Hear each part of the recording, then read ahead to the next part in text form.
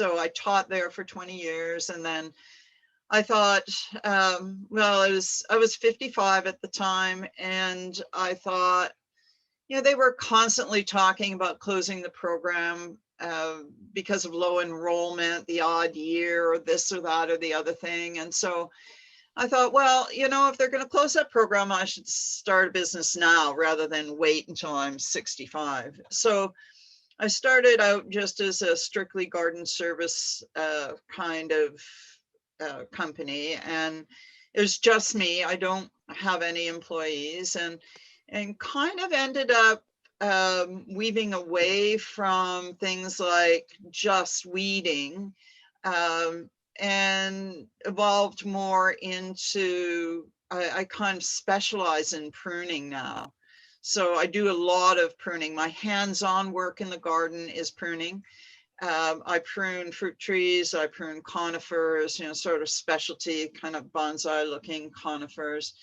And I do a lot of teaching, and I speak to garden clubs, and this pandemic has, I feel really awful for the people that is affected negatively, but it has really done really good things for my life, because once I made the leap into this virtual Zoom classes, it was a lot easier. It's a lot easier for people to attend classes, and a lot easier for people don't have to go out and drive at night. The area I can serve with my classes is much bigger.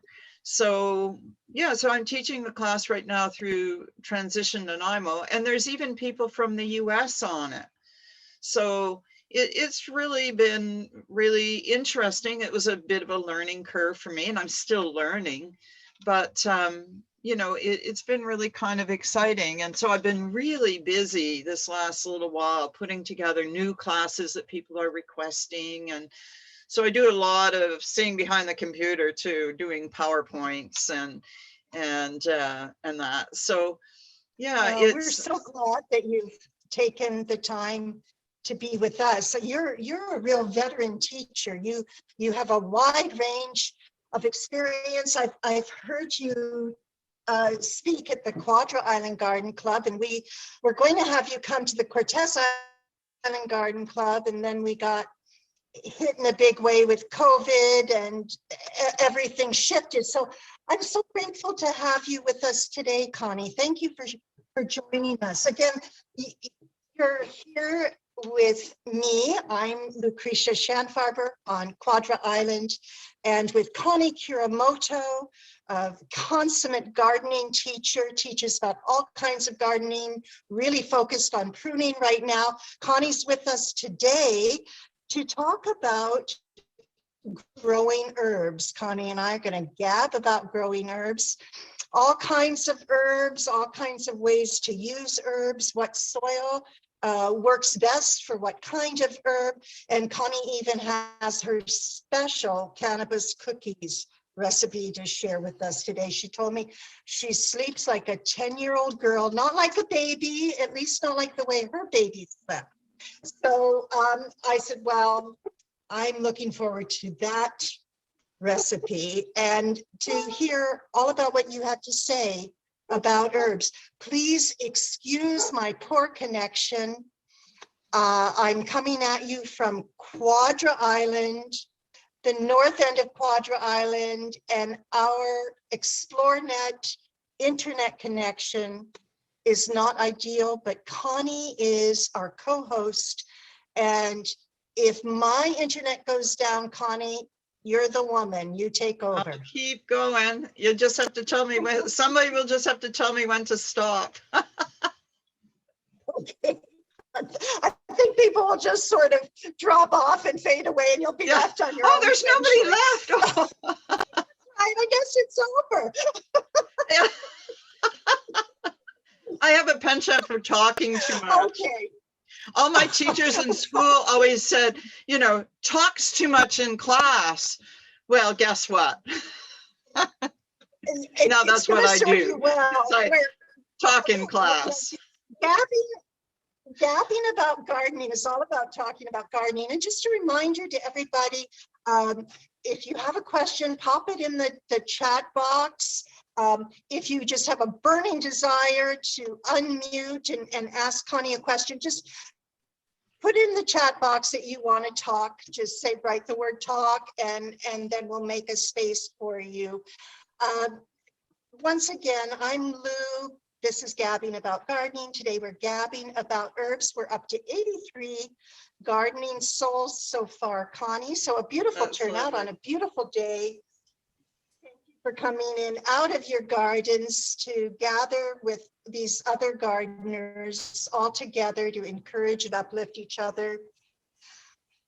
Gabbing About Gardening is based on the gift economy, and that means that if you receive a gift, if you receive some information or inspiration from this hour and a half that we have together, and you would like to contribute to Gabbing About Gardening, your contributions are shared equally with our special guest today. It's Connie Kuramoto. She'll receive half of everything that you donate, and the other half goes towards supporting garden schools and permaculture programs around the world, including Morag Gamble's permaculture youth in Africa. But we also support a wide variety of initiatives. So thank you for joining us. Let's get started, Connie. You've already told us you're at Qualicum Beach. What are you doing in your garden lately, and especially in relation to herbs? Are you out there pruning your herbs, transplanting? What's going on with your herbs? Well, I haven't started my basil yet. I've been itching to, but I think I might wait till the next new moon to start the basil. And I see lots of gardeners have. But it's just been too cold, and basil does like it warm. So I'm itching to start my basil, but I haven't yet. I've started a ton of parsley. I adore parsley. And I don't think people realize how high in nutrition parsley actually is. And whenever I go back to my mom, she doesn't eat a whole lot of vegetables, but everything I cook for her, I dump a whole load of parsley. And I can't believe she's lived to be 95 and still doesn't eat very many vegetables. But, you know, I always load it with parsley, and she always loves it. So I do have some parsley coming up. I've got some pretty mature thyme plants and rosemary plants. I discovered a really nice tea out of sage. And I never thought of using sage for a tea, but I've been experimenting with different blends.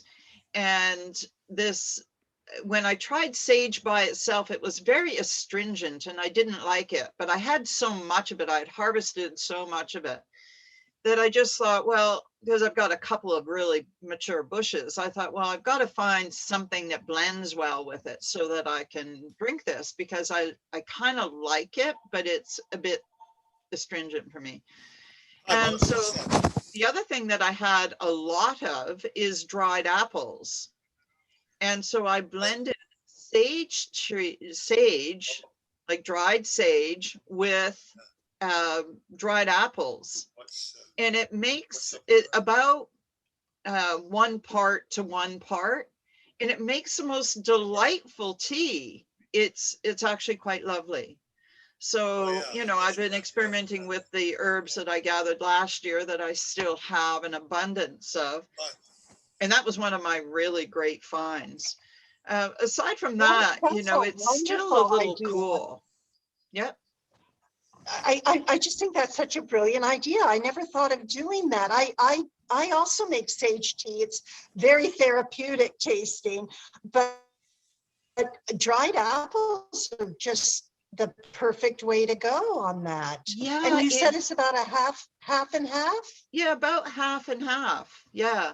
And to get more flavor out of it, I run it through my blender a little bit, so that the leaves and the apples are a little bit finer.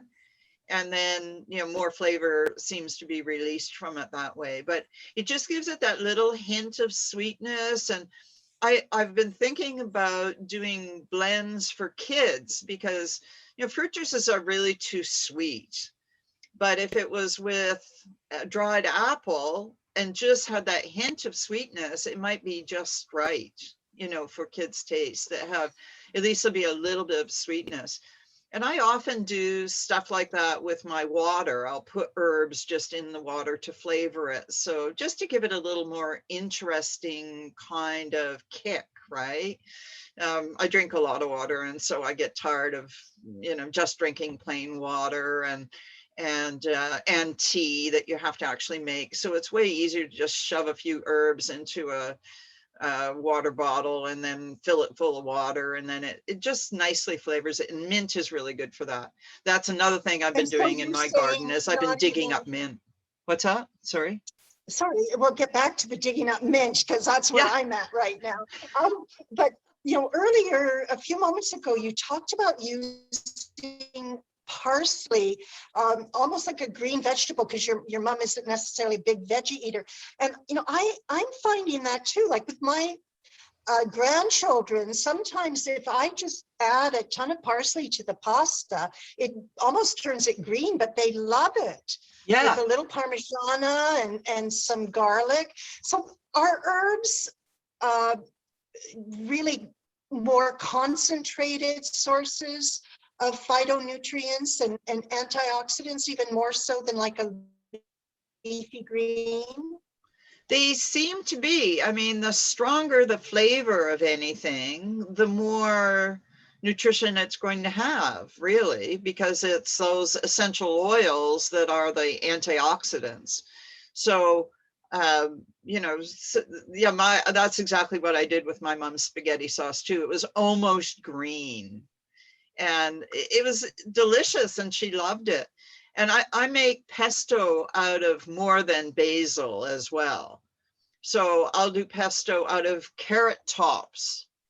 I'll do pesto out of parsley, of course. I'll do pesto out of chickweed. Chickweed makes a really good pesto and is really good for us. So I mean, you can't go wrong with Parmesan, garlic, and olive oil anyway, right? It's like, you just can't go wrong. So And yeah. I love the idea of the chickweed. I haven't done that yet. Now, I want to get back to the mint, but I also want to hear what's going on in the world of nettles. Are the nettles up yet?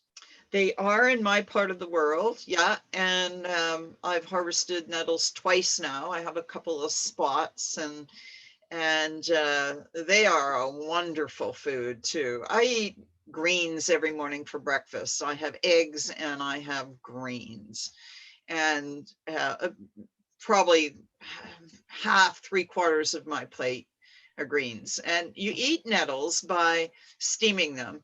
I do know someone that I know a number of people who actually put them in a blender and make smoothies out of them, and actually do that raw. But I'm still apprehensive to do that because I don't.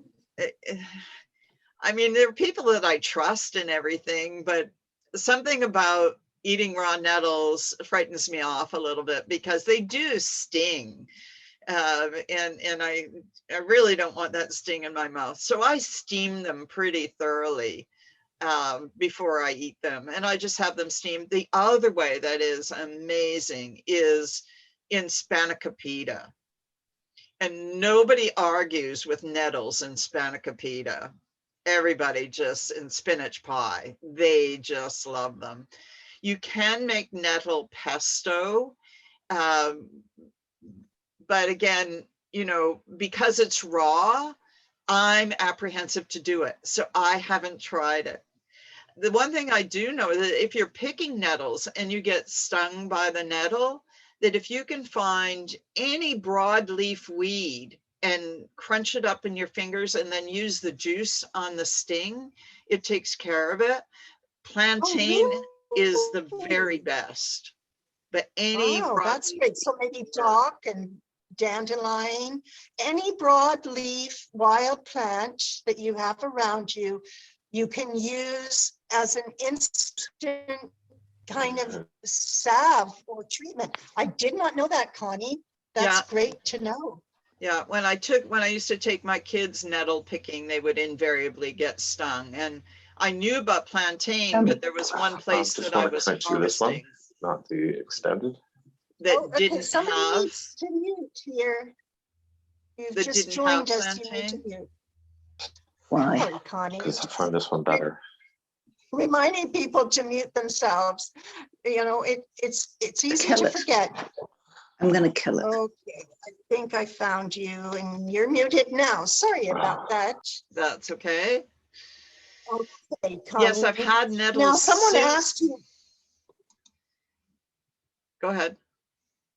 Well, Okay, you go ahead. okay. So I have made nettle soup as well, and that is really delicious. And that, you know, grinds up the nettles and heats them up. And I do have to say the hairiness of the nettles too. If there's recipes that kind of, you don't notice that hairiness, I like that better because they are kind of hairy to eat plain, even though I do it because I am so crave something that's good for me like that. But yeah, if I can kind of hide the hairs, I like it better. And yeah, baking soda and water removes the pain of nettle, and plantain also does work for insect. Nettle scones. Oh, now there we go. There's delicious. And another thing, nettle tea is really good. It's full of nutrition. Another thing that I've heard of people doing with nettles, and I see someone said that they did lasagna, which would be very cool. But another thing is if you make your own pasta, which actually isn't that hard, you can include some nettles, dried nettles in the pasta. And so you dry them and then you powder them. And I haven't done this, but I have friends that have, and it's absolutely delicious. And you don't even know, you know, it kind of looks like spinach nettles, but they're packed with nutrition. Wild plants have so much more nutrition than our cultivated plants, because our cultivated plants have been cultivated to kind of ship better or be easier to harvest or all those kinds of qualities. But the wild plants are just as they are and packed full of nutrition. Yeah, iron and lots of minerals. So yeah, we've got a lot of people chatting right now. Jen is reminding us that nettles are loaded with iron. They also have a lot of calcium and silica, as I recall. Really, really good for the skeletal system. Celine is saying making infusions 4 hours steeped and then using whatever way you want to. So you are also talking about not just a hot tea, but something like what's called sun tea when using herbs from the garden. Yeah, that works Connie? really good. Yeah, I find that works really good when we have sun, that is. I bet it would really cook in my greenhouse today. It would have cooked. Another thing that nettles are great for is your garden and making teas for your garden. Because they're so full of minerals, if you make a tea from nettles and water your plants with it, they love it. And as you said, Lou, the silica in them is what builds those really strong cell walls in plants. And actually it builds strong cell walls in humans too. So it's good for your hair and your nails. But in plants, it builds strong cell walls so that when fungal spores land on a plant's leaf, the cells are so strong that the fungal spores can't penetrate them, and so they die off. So the biodynamic farmers use nettles in their garden for making those teas and brews that are so beneficial for the plants. Keeping nettles from spreading is almost impossible. It's better to put them in a pot or to just harvest them wild, because yeah, they do spread. But I have to say, one of my best gardens was in a place that was a nettle patch that I cleared. it was amazing how good the soil was there. And I did dig them out with a mattock and a shovel. But I was 21 years old.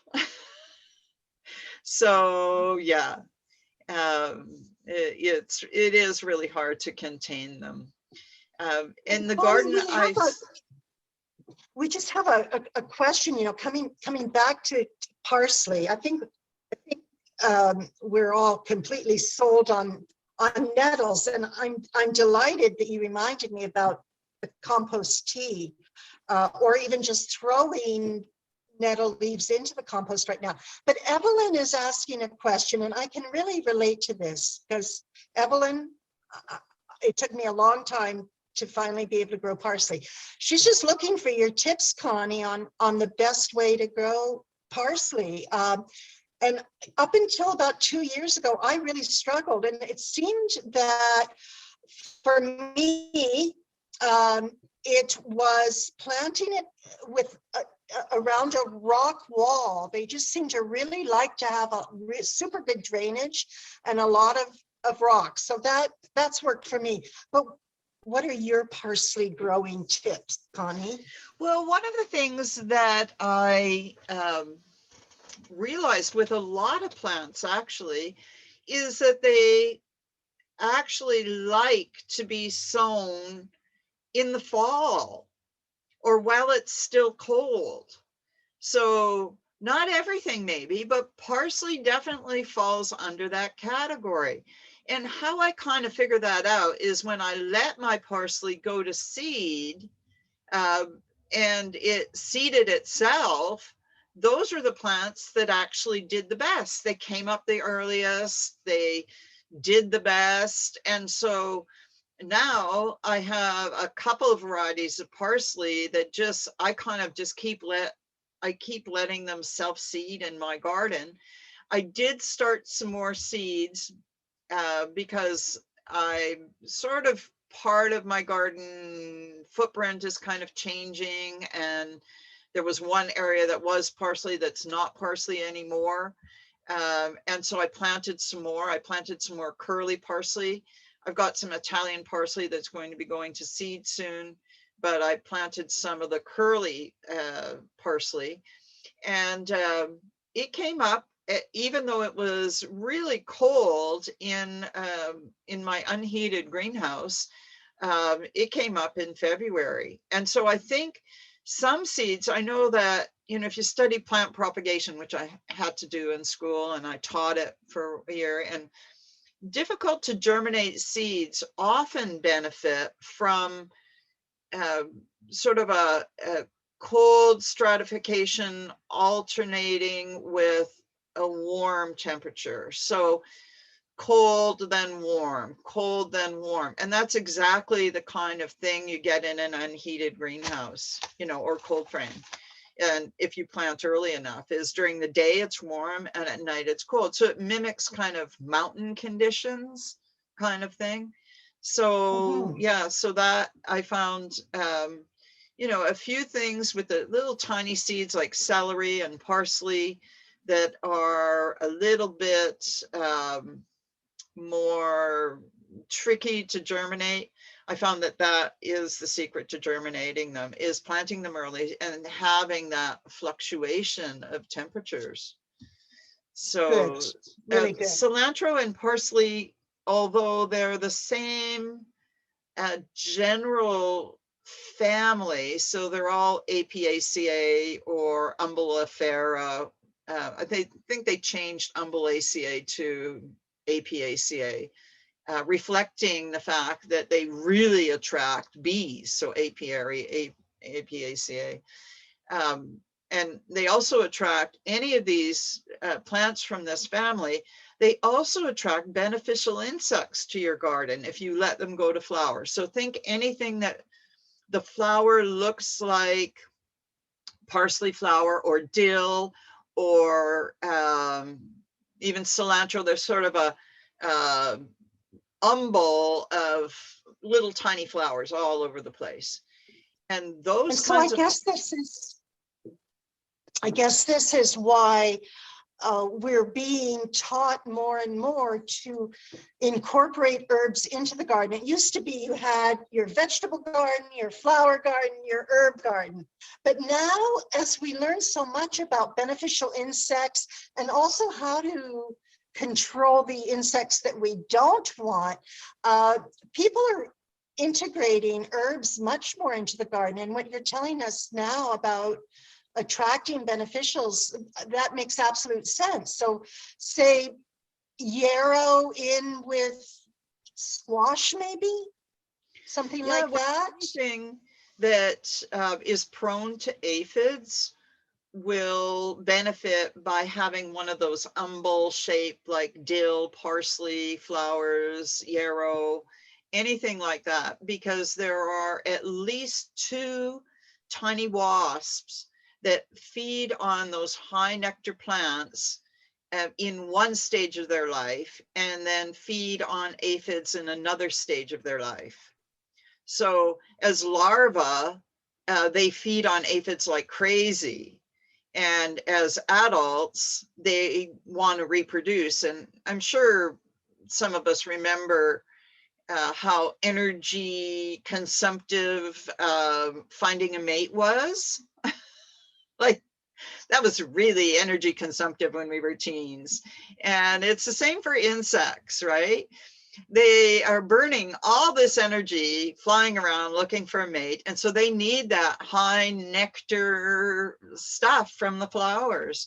And then when they find an area that has a lot of these high nectar plants, of course, they're going to want to have their families there.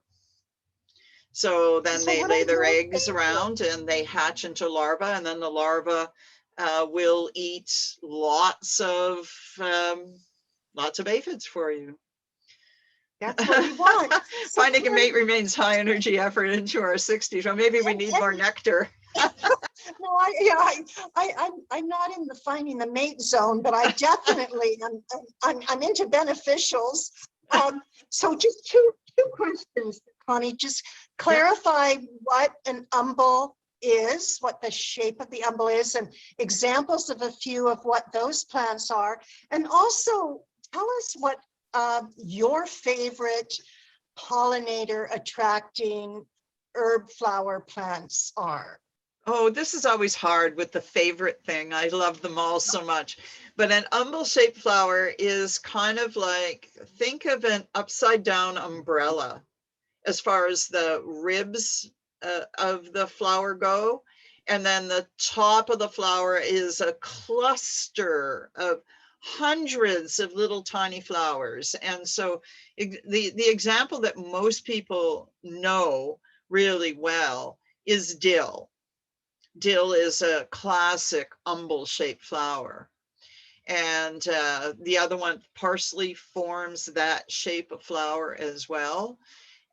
Fennel is also another one that forms that shape of a flower. And I have a kind of a weedy fennel that never develops a bulb, that was probably one of the only things that was living on this property when I inherited it, when I bought it. And but it attracts all kinds of beneficial insects. So I don't like it in the middle of my garden. I keep digging it up, but on the edges of my garden, it's wonderful. So I do support it when it comes up in the beauty of it is something like that very weedy wild fennel.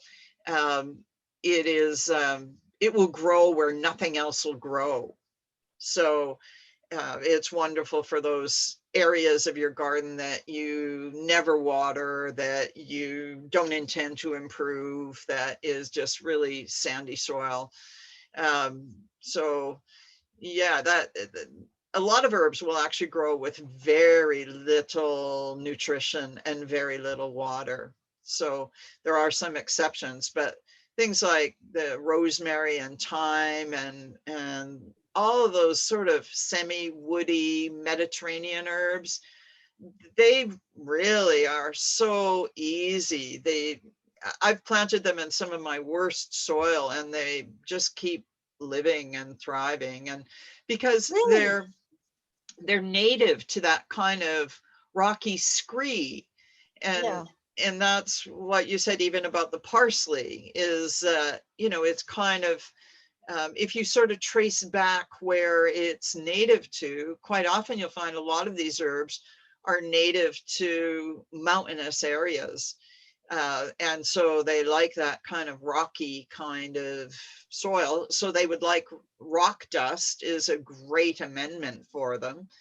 And yeah, and that sort of dry, poor soil. They, Yeah, really well drained though. Like I made yes. the mistake of many years ago trying to plant rosemary and lavender in rather clay soil, and of course there just wasn't enough percolation going on.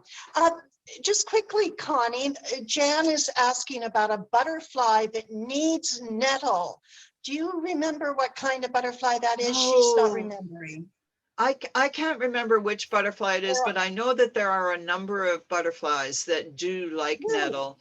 I think, Oh, okay. is it the copper winged one? I That one sort of check it comes to out. mind, but I'm not certain. I'm really not Okay. certain. Oh, But fair a enough. lot of And the then, herbs, the umbel-shaped flowers, because they are so high in nectar, they'll attract butterflies as well as mhm. nettles will.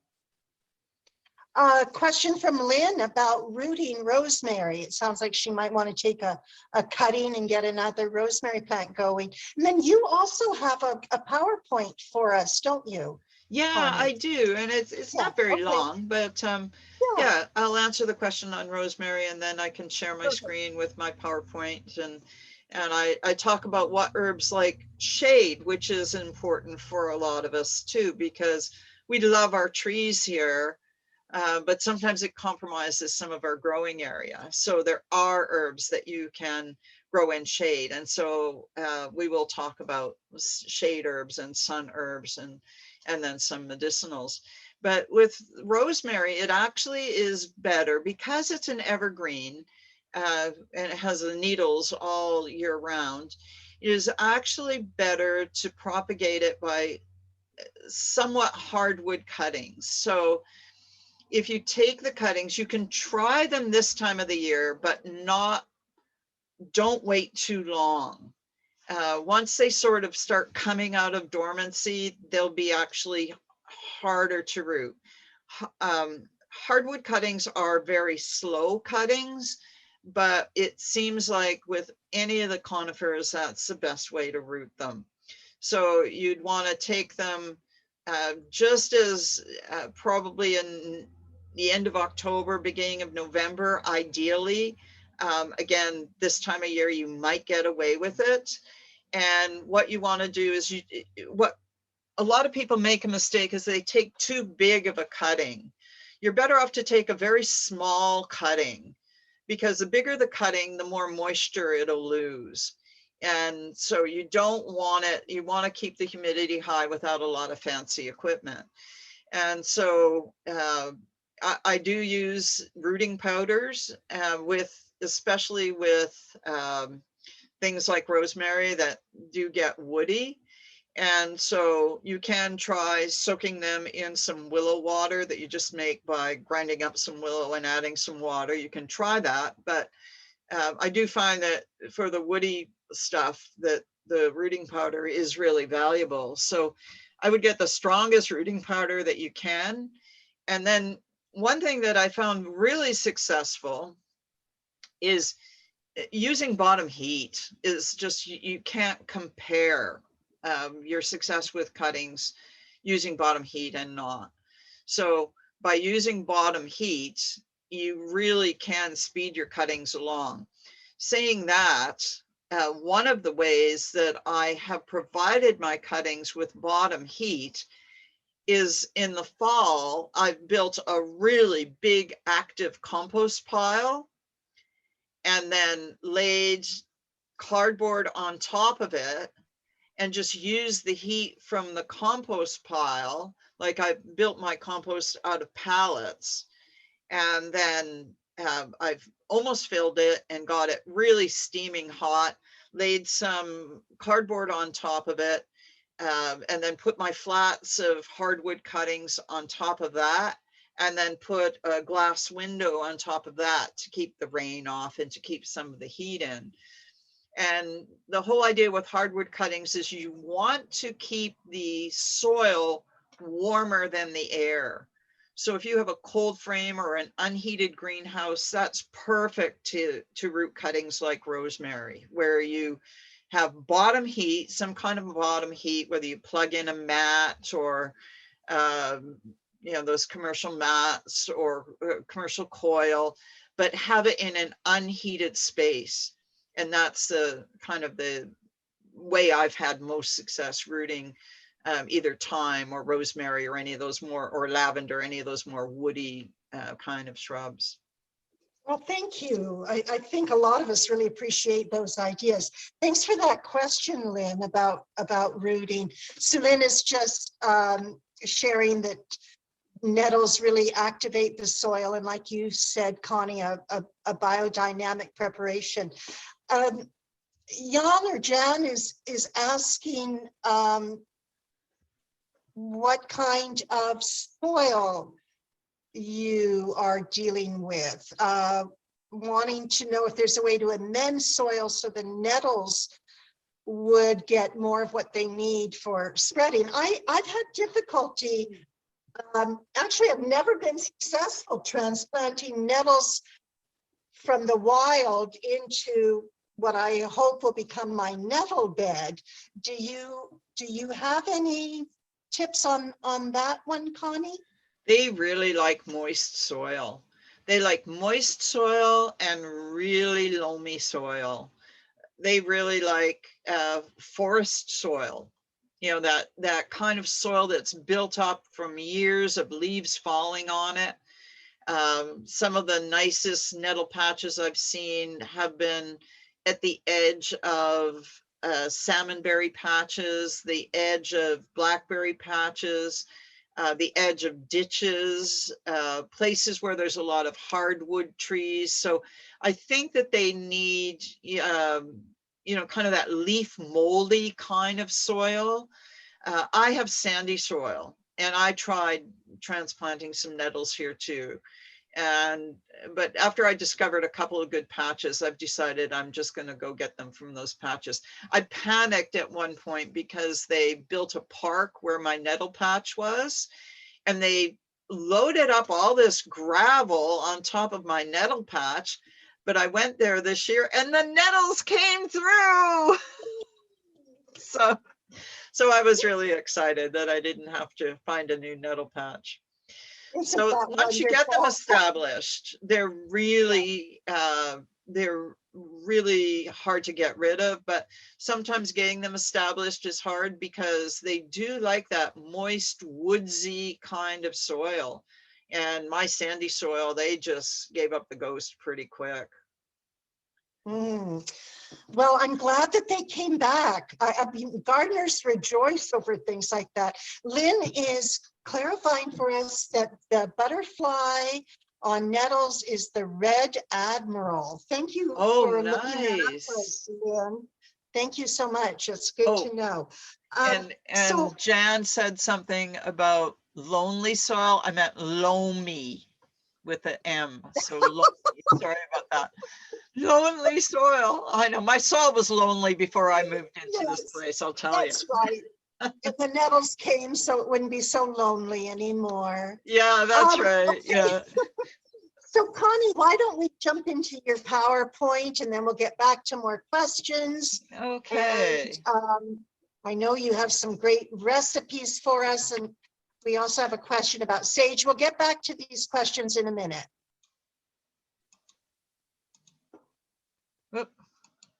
There, good. There.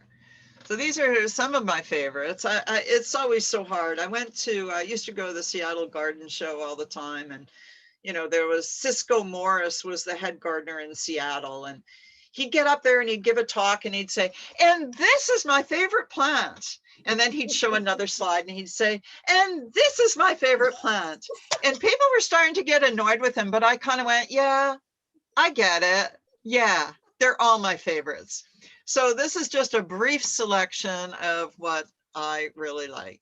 And so my favorite culinary herbs, and I really like plants that grow in all kinds of different conditions, because mostly everybody's yard is a combination of different conditions. So if there's something that I can stick in the shade, I'm real happy to do that, because my sunny places are for other things that really need sun. And I never realized this. For years, I had trouble growing basil. Basil actually likes a little bit of shade. It really likes it. And that's why, and I finally realized this because I had an old greenhouse on my property, and the plastic was getting really old on it. And so there wasn't much light getting in. And I abandoned using it for a greenhouse, actually, because the neighbor's trees also got tall. And so I had to move my greenhouse to another location. And so, but last year is when I actually realized this, because I had basil plants in there and they were waiting to go to my sunny greenhouse. And I just put them in there because it's also my duck house now. And I thought the heat from the ducks, like I have like shelves and the ducks kind of roost under the shelves. And I put the basil on the shelves above the ducks. And I thought that would just keep it warmer at night, right? Is the heat from the ducks, because they give off a lot of heat. And the shelf was high enough that the ducks couldn't reach the basil. But it was shady, and I was really worried about my basil, but it was growing like crazy and doing better than my basil has ever done before. And this is kind of what it looked like. It was kind of in the shade. And I guess there was extra humidity in the house as well, because we put a little pool in the house for the ducks. So if we don't let them out right away, they still have a pool to swim around in and stuff. It's just kind of a 50-gallon drum that we cut off, and they can swim around in there. So it was humid and it was warm, but it was quite shady. And then when I taught a greenhouse course last summer, I learned that they're actually developing special LED lights just to grow basil, because the light intensity that they like is actually lower. And all this time I thought basil needed huge amounts of sun, and I was trying to grow basil in huge amounts of sun. And my basil last year, I must have froze 3 dozen jars of pesto. So besides eating it for salads and eating it fresh and eating it on pizza. So I was really surprised. So basil is definitely one of my very favorite herbs. I like it fresh. I put some in my water bottle again. I love it on pizza like this. I love it in Greek salad. And now that I've discovered, I just had it in gallon pots. So I had 1 basil per gallon pot in the shade in that greenhouse. And I had maybe 10 plants, and that's how much pesto I froze. It was like 3 dozen jars. So, lots of pesto, and a couple of bags because I ran out of jars. Like everybody ran out of jars last year, right? Chervil is actually another one of my favorite. And I think I like chervil because it's one of those things that live through the winter. So it's one of those things that you can add to a salad all year round. It also grows well in the shade, which probably explains why it does good at the low light levels in the winter as well. Although it's annual, you can harvest the leaves well into the winter and into the spring, and then it self-seeds, and you just can have a little patch of chervil for a really long time in the shade. It tastes slightly like licorice, and I've included in this presentation a bunch of recipes. So I'm hoping that Lou will share these recipes with you, because they're ones that either I've done and they are delicious, or they sounded so delicious I could not resist putting them into this presentation. And this is one that I haven't tried, but I love halibut and I love eating fish. So I'm going to try this halibut with chervil sauce very, very soon. Cilantro is another favorite. I love Mexican food and I love Asian food. Well, I love food, okay? What can I say? And cilantro is so essential, I think, to give that zing to Mexican soups and Asian soups as well. And the trick with cilantro is it's more frost hardy than people think. And so seeding it really early, and this is another, actually, I'd forgotten when you first asked me, but I have seeded some cilantro as well. And the best cilantro that I've had, again, has been self-seeded. So by letting a plant go to seed in your garden and then thinning it out, because a lot of them will come up, quite often that cilantro is my earliest cilantro. This year I heavily mulched with oat straw, so I'm seeing some of the stuff that normally self-seeds I'm not seeing as much of, but it really needed a winter covering this year. So that's what I did this year. And I got a line on some unsprayed straw, so I couldn't resist because it's so hard to find unsprayed straw. But once again, I will early harvest. If it's in the shade, it won't bolt so quickly. Cilantro is not a long-lived plant. You can't harvest from it all summer long like you can some things. It will go to seed.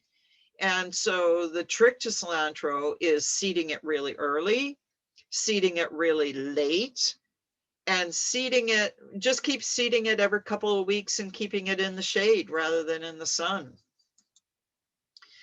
And this sounded really good as well. I haven't tried this, but Mexican rice with cilantro and lime, yum, yum.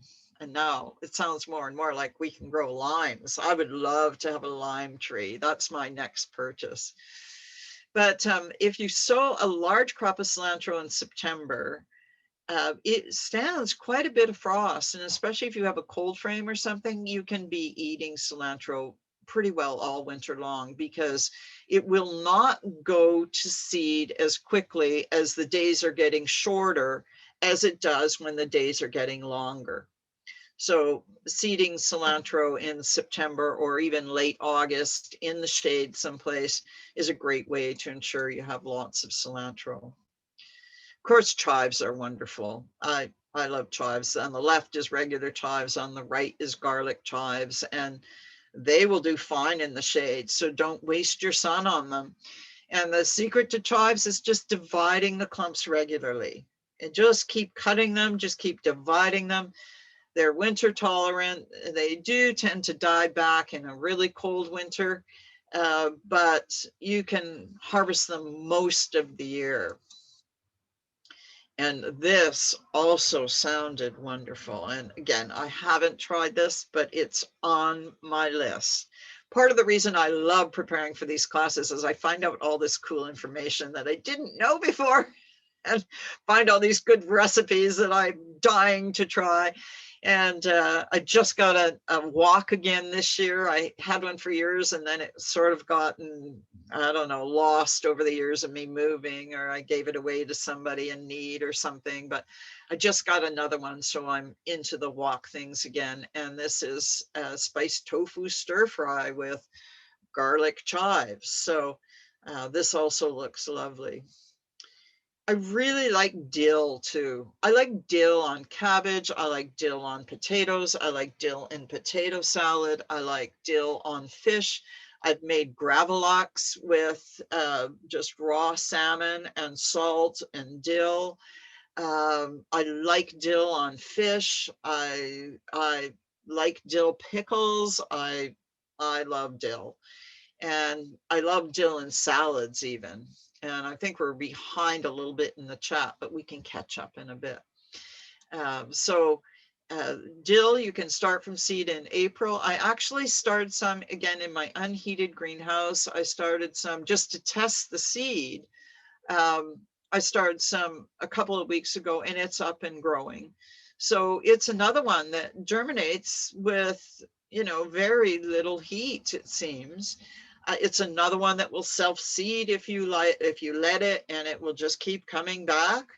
And I have tried this, and it is absolutely delicious. Cold yogurt soup with herbs, chickpeas, and lots of dill. So, oh, what happened? Oh, I did something. There. And here's parsley. So there's two types of parsley. Up the top, you see the curly parsley. Down below, you see the Italian parsley. And I really like the Italian flat leaf for salads, for sauces. I like the curly one for drying just because it dries faster. I've read someplace that the Italian one actually has more flavor when it's dried, but I don't agree. So I guess it's what you like.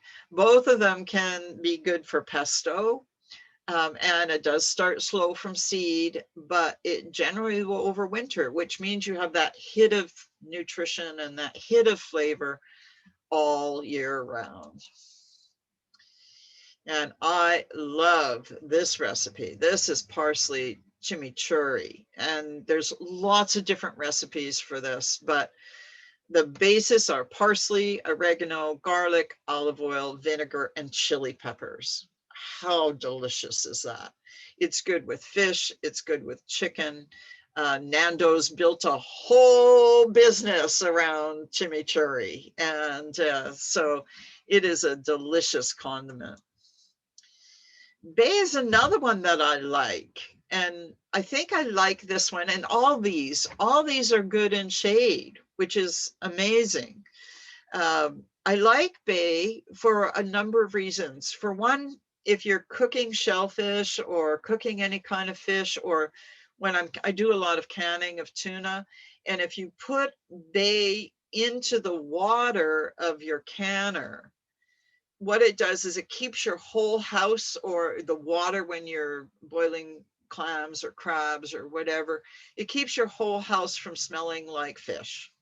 I love the smell of fish, but after day 2, if it's still hanging around, I'm not so keen. So by throwing a bunch of bay into your water, actually it makes your whole house smell lovely. And in the shade, your plant won't get quite as tall, but it's perfect to do in a container because it won't outgrow the container too quick. Another great recipe is adobo chicken, and you can use it with seafood. I've actually even heard of adobo tofu, but I haven't tried it. But bay leaf is great for any kind of marinade for things like adobo. So now that we've talked about the shady herbs, and I'll send Lucretia this whole presentation so that she can share it in whatever way she sees fit. And herbs for sunny location, my favorite has got to be rosemary. And I too have lost rosemary in clay soil. And I think one of the reasons why is because it just holds so much water in the winter. And so all this water is available for the plant. And what happens is it comes out of dormancy very easily. And so you get one of these warm days in the middle of winter, and what will happen is a rosemary that's sitting in really wet soil, it'll just suck up the moisture because it'll come out of dormancy. And then when water freezes, it expands. And so that bursts the cells in the rosemary, and that's what kills your rosemary in the winter. It's not necessarily the temperatures, it's the fact that your soil is so wet that it will just suck moisture in the first warm day. And usually our sunniest days correspond to our coldest nights. So those are the nights that it freezes because there's no cloud cover. So it's good in a pot, but remember you always lose one zone of hardiness if you just keep it in a pot. So if you get a rosemary that's borderline hardy and put it in a pot, you better insulate around the pot or pack a lot of pots together. Sometimes I'll just pack a lot of pots together and then sort of mulch the whole thing. And that sometimes works to keep things from freezing in pots. Of course, my favorite is rosemary potatoes. I brought rosemary potatoes to so many potlucks in my life. This was what I always brought. For a time, I was a single mom and kind of broke, and rosemary potatoes it was, because they were inexpensive. I could make a big batch of them for the potluck. It looked very generous, but it didn't cost me much. And so rosemary potatoes have a special place in my heart. And sage, again, there's so many different kinds of sage, and some of them are less tasty, but there is the culinary sages, the regular sage, and even the purple sage. The purple sage is actually the one that I use in my teas, and I use a lot in stuffings and stuff. It's very good. And so again, drink sage tea mixed with dried apples, and I found that to be really delicious. This is another recipe that I really like. It's sage and olive, no knead focaccia bread. And you do have to let it sit either overnight or, for 8 hours or something just to rise. But it is delicious. I put a little bit more rosemary than in this picture, and I put sage and rosemary in this. And I put a little bit more olives, and I put a little bit more salt. But other than that, this recipe is great. And it's a nice, easy bread to have with something like pasta or a nice soup. It's lovely. The sage comes out lovely. Thyme. So there's lots of different kinds of thyme, and 31 that one article that I was reading said that there's at least 31 types of thyme. They like sun, but there's some, along with the sage, there are these plants that like sun. They don't mind some drought. They'll stand a little bit of shade, but they'll tend to get kind of leggy in the shade. And even if they're not in the shade, a regular clipping of your thyme is a really good idea to keep it nice and compact, to keep it from getting really woody and leggy. So I like to clip the thyme just as the flowers are finishing. It's actually stronger if you clip herbs before, just as they're forming their buds. You'll get a stronger flavor. But because the bees love the flowers so much, I'm willing to compromise and share. And what I do is I wait till they're finished flowering and the bees are done with them, and then I'll clip them back quite severely. And that's the secret to keeping them nice and compact. And this is a recipe, again, that I haven't tried, but it sounds delightful. It's like a jello, and it's done with right from gelatin. You could probably use agar for a vegan kind of version of it. But this just sounded so refreshing on it for a summer evening with the thyme and the lemon, or you could probably use lime as well. And so now we're going to talk a little bit about medicinal herbs. And by all means, that's not the end of my list of culinary herbs, but those are my favorites. And quite frankly, calendula is really a lovely plant.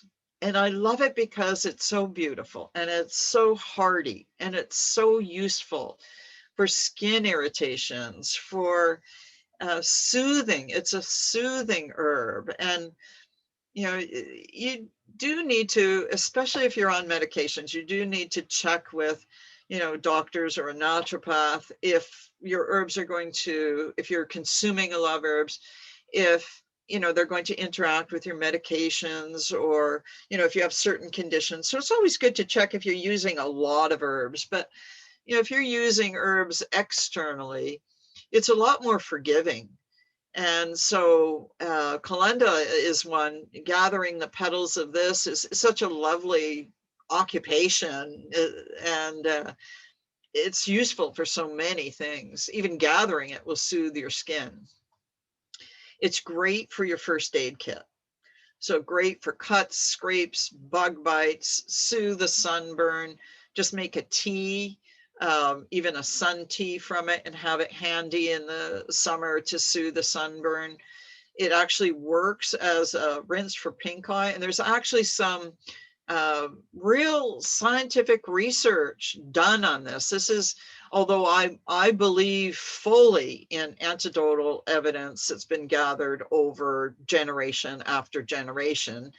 On top of that, there's been some really promising, really rigorous scientific research on calendula in these uses for scrapes and bug bites, sunburn, pink eye, sore throats, and salve for diaper rash.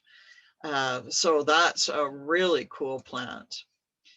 And this is just a water-based extract. And you can do this with anything. I'm just using it, any of your herbs, but I'm just using calendula as an example here. And so this is just a tea extraction, is just basically either making tea, like regular tea, but make it a bit stronger. So put more herbs in, or you can just do a sun tea by putting the herbs in a jar and putting it in the sun for the day. So calendula tea is not only soothing externally, it's also soothing for sore throats or dry throat if you've been teaching too much. So I really like this. And it's got kind of a mild, soothing flavor. That's the only thing I can think of. Calendula oil you can make as well to put on abrasions or to put on dry skin. And so you fill your jar half full of calendula petals and then add any kind of oil that you like, whether it's olive, almond, avocado oil. You fill it right up. You want to keep the petals always submerged, and you don't really want lights. You get more out of your oils, more active ingredients. They don't degrade if they're in the dark. So if you want to keep it warm, but still in the dark, just put it in a paper bag and then put that in the sun so that it heats. And you keep it warm for 4 hours or more. I sometimes do this in my slow cooker too. I'll load my slow cooker with either dried herbs or fresh herbs. We'll talk more about that later. And then I just take coconut oil and just fill the slow cooker with herbs and coconut oil and just let it sit overnight on low. And in the morning I strain it and then I put it in jars.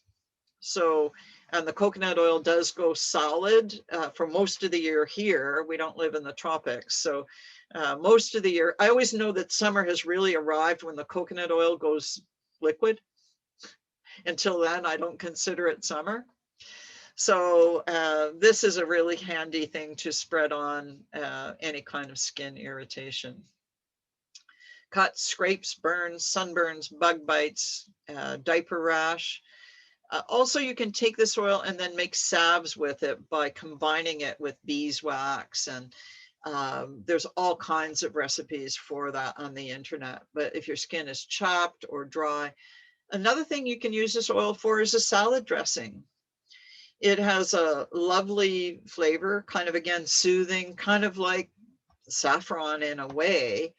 And you can use it as an oil for salad dressing. And it's got all those sort of internal soothing properties as well.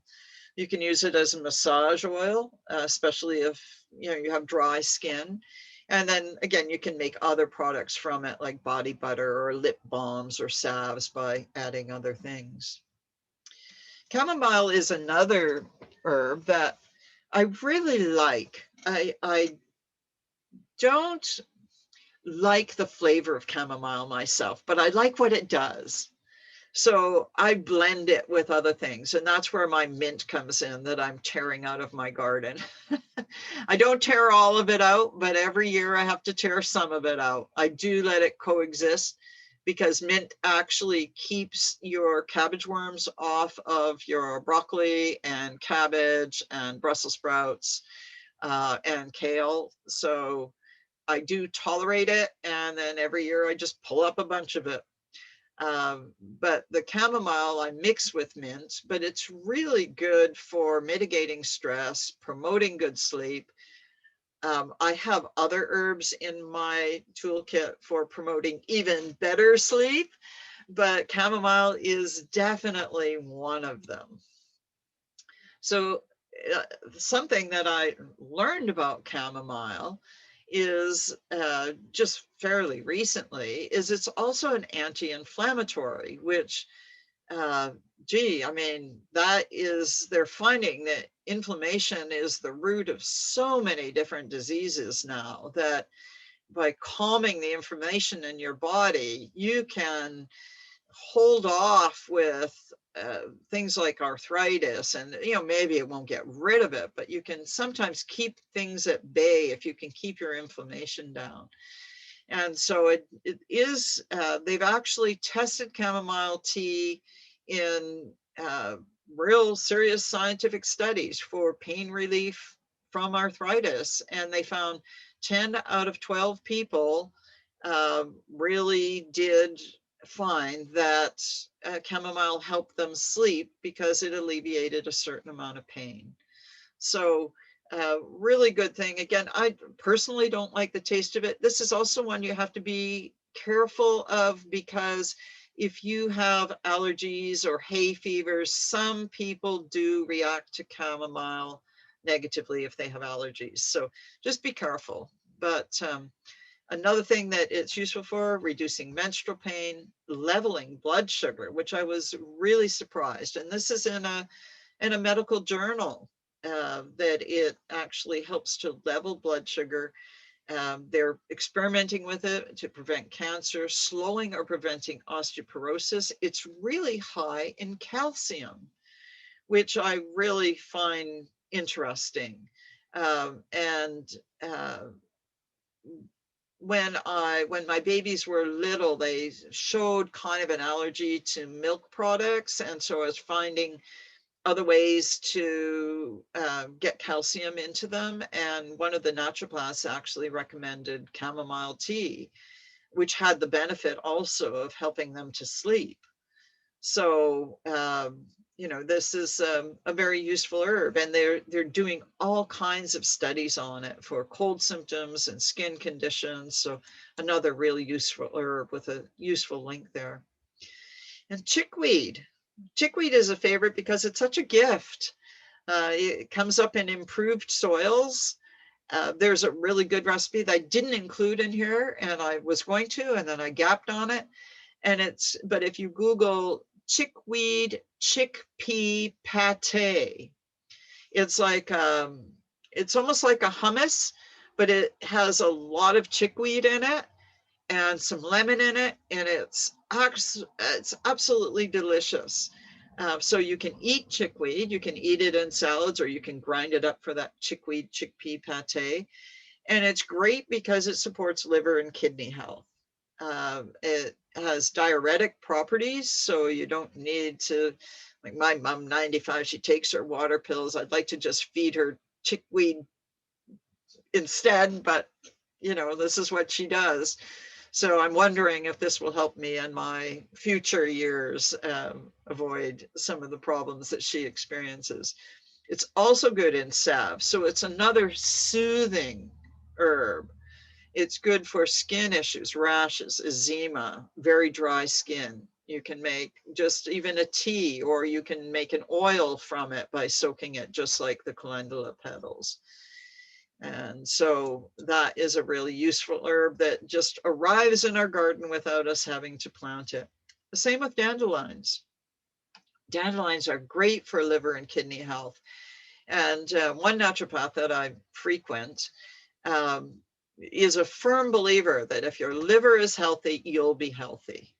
because the liver performs so many functions for our body, the most important of which is detoxifying. And dandelions are just great for that. You can eat the leaves, you can eat the flower petals, you can roast the roots, and it's all wonderful. And one of my favorites is cannabis. And I've been using cannabis since I was a teenager. Not, I've always just kind of used it, a little bit in the evening, sometimes recreationally, sometimes.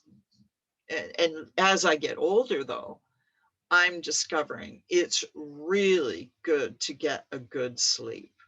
I'm just stunned at the sleep that I get by using not even the flowers. So I've been growing cannabis for a long time, and I used to just harvest the flowers and we used to smoke them. But I thought, well, I've got all these leaves. I should try doing something with the leaves. And so what I did is I filled the slow cooker again with leaves and stems and all the stuff that I was composting before. And then I emptied a whole big jar of organic coconut oil into the thing. And I left it overnight. And in the morning, strained it off. It was kind of green, but I strained it off and put it in a jar and let it cool. And then I make cookies from it. And this is my cookie recipe. And it's so easy. This recipe is so amazingly easy. Even if you don't want to use the cannabis coconut oil, try this recipe. The cookies are delicious. I don't eat a lot of grains. Every once in a while, again, I'll make something like sage focaccia bread or something like that, but I don't eat a lot of grains. And so this is kind of nice because it uses almond flour. I get my almond flour at Costco, which is by far the most reasonable place by far to get it. But it's 1.5 cups of almond flour, 3 tablespoons maple syrup, 3 tablespoons melted. It can be coconut oil, but I use the cannabis coconut oil. And then I'll vary it. Sometimes I'll put some sea salt in, almond extract, vanilla extract, chocolate chips, any kind of nuts or something. Sometimes I'll just put one walnut on top of each one of them. And I just kind of scoop it out, put it on the cookie sheet. You do need parchment paper or something because they will stick. Flatten it with a fork, bake it at 325 for 10 to 12 minutes. You can really smell when it's done. And if I eat 2 of these cookies, sometimes even just one, if there's only one left over, I sleep like a person who doesn't have a care in the world. Like I'm a 10-year-old girl who spent all day in the sun swimming and hanging out at the beach and walking home and hiking and doing all those things without having to worry about paying bills or teaching a next class or going to work or anything. I just sleep so good. And I'm just stunned that this is just from the leaves of the cannabis plant. So yeah, so those are my favorites and some of the things that I do with them. So yeah, I can stop sharing my screen now and maybe answer some questions. Yeah. Wow, Connie, I love that presentation. Oh, good. Thank you. I'm trying to go back on some of these questions now. Beautifully done. Well, there's one from quite a ways up there, I recall, and it's about sage. How do we regenerate a sage plant that's too leggy? And before you answer that, I just want to say that sage is doing great in the garden right now. It's surprising. I've been tip pruning, and what I do with the tips of my sage is I make sage butter, and I don't have to use it right away. It keeps in the fridge. And all you do is you melt butter and you pull the sage leaves off until it gets just a little bit brown, almost like a ghee, but not too dark of a brown. And that butter, fat, and sage meld together, and then just store it in a jar. It's delicious on pasta, on potatoes, on any veggies. So while you're tip pruning, which we should all be doing some tip pruning right about now, right, Connie? Yeah. Remember, you can use your rosemary tips for making tea. I drink rosemary tea almost every day now, and especially during the time of COVID, like Connie was saying with her sage tea, a combination of rosemary and sage tea is so good for the immune system, especially the respiratory system. So Yeah. just wanted to remind people about now is a good time to tip prune some of those Mediterranean herbs. And what do you tell us to do, Connie, when we have overleggy, sage, rosemary, maybe lavender? How do we deal with that right now? So the first step, as you said, is to be tip pruning right now. So when you tip prune, what you will see if you watch the bush carefully is further down on the stem, you'll see a little new growth. Because what happens with the tips is that tips contain auxins. And the role of auxins in a plant is to stunt all the dormant buds all the way down the stem. So once you remove that tip, then all the dormant buds underneath will start to grow because the auxins aren't being produced anymore. And so they all start to grow. And so you could have dormant buds sitting on the very woodiest part of your plant that once you tip prune could come back to life. And then once you tip prune and you see some life coming back on that really woody part, you can cut it back quite severely if you need to.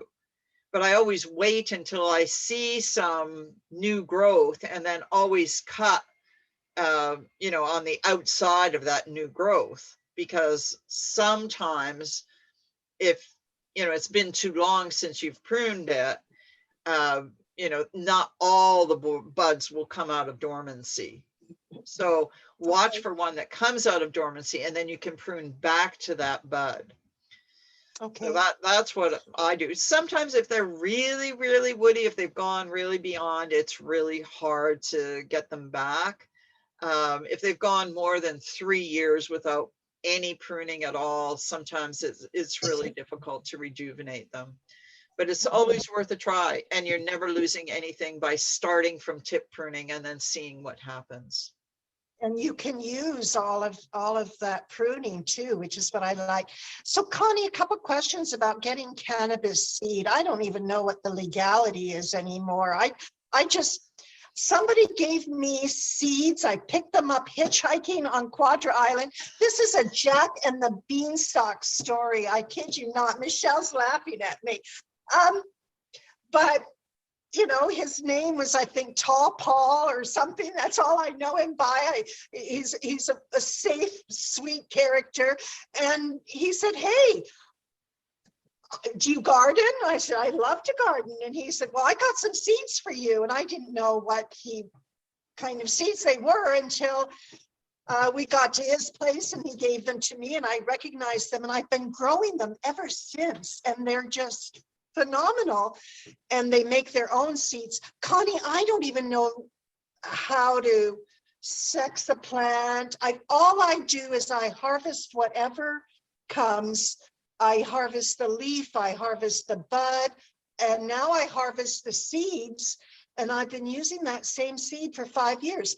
So that's my story of what I'm doing. Tell us what we should be doing when it comes to getting good seed or clone, maybe. What do you recommend? Sometimes it's hard to find good quality clones or good seeds. So, and seeds evidently, because the actual THC content of seeds is so low, cannabis seeds have actually never been illegal. So, you know, there are companies that sell them online. So that's one source. And I can't think of, you know, and companies kind of come and go. There's all kinds of gray areas.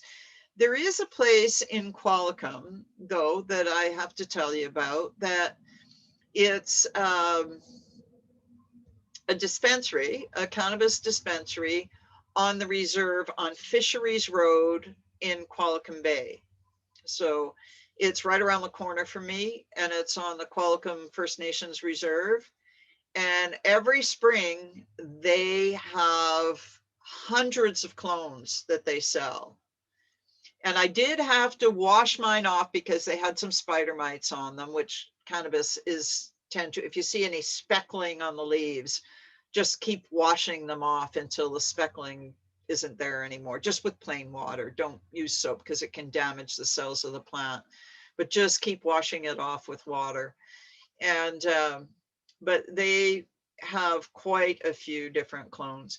If you're getting seeds and don't, like the seeds could grow to be either male or female. And you can tell the difference because of the flowers. The male flowers, and I hope this doesn't offend anyone, but the male flowers look like balls, actually. So when they form, they've got a little tuft, and then they've got two little balls underneath them. And the female flowers just have big tufts. They don't have the balls. So you can tell the male and female flowers apart that way. The female flowers will have, the female plants will have higher levels of THC. And I believe how it works is that what's happening is that if you have just females, the females keep producing essential oils that will create that smell that will attract insects for pollination.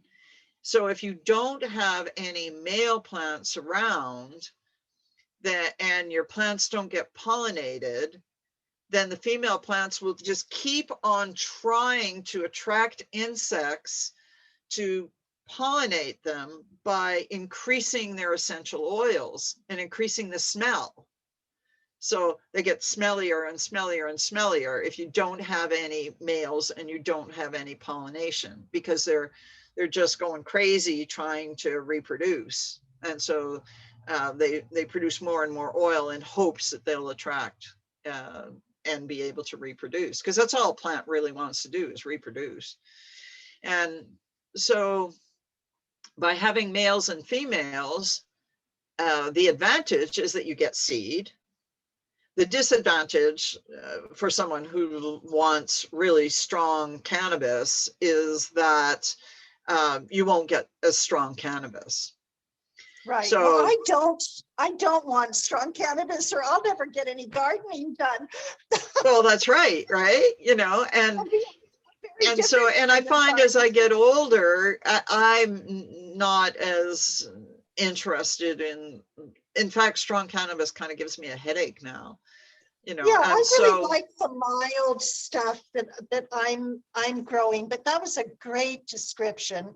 And I didn't mean to put you on the spot there.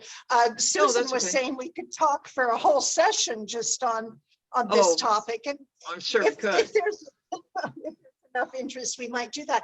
Connie, we're almost at 5 o'clock. I want to remind everyone that Connie Kuramoto is a professional teacher. This is her livelihood, and she has ever so graciously volunteered to teach us about herbs today. What a wonderful session. I really learned a lot, Connie. Please contribute if you're if you feel gifted, if you've learned something of value, we offer this freely and we invite you to give freely, and Connie will receive half of everything that you share today. And thank you to the people who have donated already today. Thank you so much for that. Connie, I am just delighted to have you. When I first heard you speak on Quadra Island, I knew I wanted to get to know you better and hear more. Will you come back again and talk on another topic sometime? I'd love to. I love that area. I love Quadra and I love Cortez, and I do have some in-law relatives on Quadra that I would love to see, and I've actually never been to Cortez. Well, So we'll fix I that. really need to go. I've been by on boat, and I might have even set foot someplace by boat, but I've never, spent any time there. So I would love to someday do that. Great. And if COVID keeps us from all gathering for a while longer, we'll just have you gab on Gabbing About Gardening again. Starting in a couple of weeks, I'll be starting a regular radio show from Cortez Island on Cortez Co-op Radio. I'll let you know more about that. And it'll just give us another opportunity, those of us who love to gab about gardening. Next week, next Monday, again at 3:30 on Gabbing About Gardening, we have Carolyn Harriet, Wow, the author cool. of many books on gardening. And Carolyn is going to gab about food gardening, which is near and dear to our hearts. Again, Connie, thank you so much for being with us. Do you have any final parting words of wisdom when it comes to our herb gardens? Is there any herb that maybe we haven't thought about, especially in relation to acting as a pest repellent or something that would really, you mentioned, I think it was maybe calendula, no, brassicas, which I did not know about. Are there any other herbs we really need to think about bringing into the garden in a few places? Well, one of the ones that another one that I really like, and I've switched away from sort of the reactive way of pest management to more a proactive kind of way. And so I find that if plants are really well nourished and like where they're growing and have all the nutrition they need and the environmental conditions they need. I mean, we as gardeners always push the envelope on the environmental conditions and stuff, right? But most plants can withstand that. I mean, there's genetically weak and genetically strong plants, but you're going to have your best chance if there's good plant nutrition. And one of the things that really provides for good plant nutrition is comfrey. And comfrey tea is such a good fertilizer, and comfrey gives so freely of itself. You do have to be careful. There is a comfrey, it's called Bocking 14, that doesn't spread, and you can get it from Richter's Herbs. And if you don't know about Richter's Herbs in Ontario, you've really got to check them out, because they have all kinds of, I'll enter it into the chat there. They have all kinds of seeds of wild herbs and cultivated herbs, and they send herb plants out, and they have this Bocking 14 that won't spread beyond what you want it. Most every property I've ever owned had comfrey on it already that spread. So I've had lots of comfrey, but just my mother, about 10 years ago, my mother's 95 now, and when she was in her 80s, in her mid 80s, she fell and broke her collarbone. And my sister was working at, had a summer job at Hancock Shaker Village, and there was an herbalist there because they do all these interpretive programs, and they, like the Shakers were still there. And so this herbalist knew all about these herbs. And so she sent my sister home with some comfrey, a little bit of the root and a little bit of the leaves. And she said to grind it up and put it on the area on her collarbone and leave it there and bandage over it. And when my mother went back to the doctor said, I can't believe how quick you're healing. But the common name for comfrey is knit bone. Wow, of course. So, Beautiful. you know, just by using it as a Beautiful poultice, it absorbs through the skin. And so that's another really good thing to have around in an emergency. You know, if you're the sort of person who enjoys physical work or depends on physical work and you happen to break a bone, that's one way to get back at it quick. So our plants love comfrey. We love comfrey.